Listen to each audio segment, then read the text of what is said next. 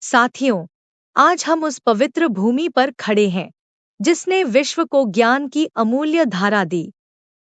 यह वही भारत है जहां नालंदा, तक्षशिला और विक्रमशिला जैसे विश्वविख्यात विश्वविद्यालय थे, जहां गुरु शिष्य की परंपरा में केवल विद्या ही नहीं, संस्कार और जीवन जीने की कला भी सिखाई जाती थी। नालंदा विश्वविद्यालय, जो बौद्ध और वैदिक शिक्षा का अद्वितीय केंद्र था, उसे 12वीं शताब्दी में बख्तियार खिलजी द्वारा जला दिया गया। यह कोई साधारण हमला नहीं था, यह हमारी संस्कृति, हमारे ज्ञान और हमारी सभ्यता को मिटाने की साजिश थी। नालंदा की लाइब्रेरी में अनगिनत ग्रंथ थे, जो भारतीय ज्ञान के भंडार थे। लेकिन इस आक्रमण में वे सब जलकर राख हो गए। और यह केवल नालंदा की बात नहीं है। तक्षशिला, विक्रमशिला, ओदंतपुरी जैसे महान शिक्षण संस्थानों को भी समय समय पर विदेशी आक्रमणकारियों ने ध्वस्त कर दिया। हमारे मंदिर, जो केवल पूजा स्थल नहीं थे, बल्कि कला, संस्कृति और शिक्षा के केंद्र थे, उन्हें भी लूटा और नष्ट कर दिया गया। इन मंदिरों की दीवारों पर उकेरे गए शिलालेख और चित्रकला हमारी संस्कृति के प्रतीक थे, जिन्हें जानबूझकर नष्ट किया गया। यह सब इसलिए हुआ क्योंकि हमारी शिक्षा प्रणाली, हमारे ज्ञान के स्रोत और हमारी सांस्कृतिक धरोहरें उन आक्रमणकारियों के लिए सबसे बड़ा खतरा थी। उन्होंने समझ लिया था कि यदि भारत को कमजोर करना है, तो उसकी जड़ों पर वार करना होगा। इसीलिए उन्होंने हमारे शिक्षण संस्थानों, मंदिरों और गुरुकुलों को निशाना बनाया। लेकिन यह हमला यहीं नहीं रुका। अंग्रेजों के आने के बाद हमारी शिक्षा प्रणाली पर एक और आघात हुआ। लॉर्ड मैकॉले ने 1835 में भारत में एक नई शिक्षा नीति लागू की। इस नीति का उद्देश्य था भारतीयों को क्लर्क बनाने की शिक्षा देना, ताकि वे अंग्रेजी शासन के लिए काम कर सकें। इस नीति के तहत भारतीय शिक्षा को हाशिए पर धकेल दिया गया और गुरुकुलों की परंपरा को समाप्त कर दिया गया।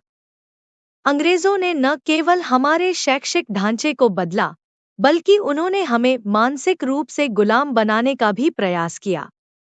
उन्होंने हमारी भाषा, हमारी संस्कृति और हमारे गौरवशाली इतिहास को पाठ्यक्रम से बाहर कर दिया। हमारी शिक्षा का उद्देश्य, जो पहले जीवन के हर पहलू में संतुलन सिखाना था, उसे बदलकर केवल नौकरी पाने के लिए एक साधन बना दिया गया। उन्होंने हमारे आत्मसम्मान पर हमला किया, हमें यह विश्वास दिलाया कि हमारी परंपराएं पिछड़ी हुई हैं और केवल पश्चिमी सभ्यता ही उन्नति का मार्ग है। अंग्रेजी शिक्षा के माध्यम से उन्होंने हमें मानसिक रूप से गुलाम बना दिया, ताकि हम अपनी पहचान, अपने इतिहास और अपनी संस्कृति से दूर हो जाएं। हमारे गुरुकुल, जो चरित्र निर्माण और जीवन के हर पहलू में शिक्षा देते थे, अब केवल परीक्षा पास करने और अंक प्राप्त करने का केंद्र बन गए। हमारी युवा पीढ़ी को यह सिखाया गया कि उनका अतीत अंधकारमय था और उनका भविष्य केवल पश्चिमी सभ्यता का अनुसरण करने में है। साथियों, हमें यह समझना होगा कि यह केवल शैक्षिक संस्थानों पर हमला नहीं था, यह हमारे आत्मसम्मान, हमारी पहचान और हमारी सांस्कृतिक धरोहर पर किया गया हमला था। नालंदा, तक्षशिला और हमारे गुरुकुलों की परंपरा केवल शिक्षण संस्थान नहीं थे, वे हमारी सभ्यता के स्तंभ थे, जिन्हें ध्वस्त कर दिया गया। लेकिन हमें यह भी समझना होगा कि अंग्रेजों की शिक्षा नीति ने हमें मानसिक रूप से गुलाम बना दिया है, और यह गुलामी आज भी हमारे समाज में कहीं न कहीं मौजूद है। लेकिन आज, जब हम स्वतंत्रता का अमृत महोत्सव मना रहे हैं, यह समय है अपनी खोई हुई विरासत को पुनर्जीवित करने का। हमें अपने गुरुकुलों की उस शिक्षा प्रणाली को पुनः स्थापित करना होगा, जो केवल ज्ञान ही नहीं, बल्कि जीवन के हर पहलू में संतुलन सिखाती थी। हमें अपनी मातृभाषा, अपने संस्कार और अपनी संस्कृति को शिक्षा का अभिन्न हिस्सा बनाना होगा।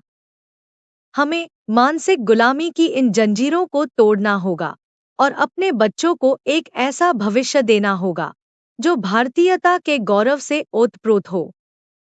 आइए, इस स्वतंत्रता दिवस पर हम यह संकल्प लें कि हम अपने देश की शिक्षा को फिर से अपने मूल्यों, अपने इतिहास और अपनी संस्कृति के अनुसार बनाएंगे।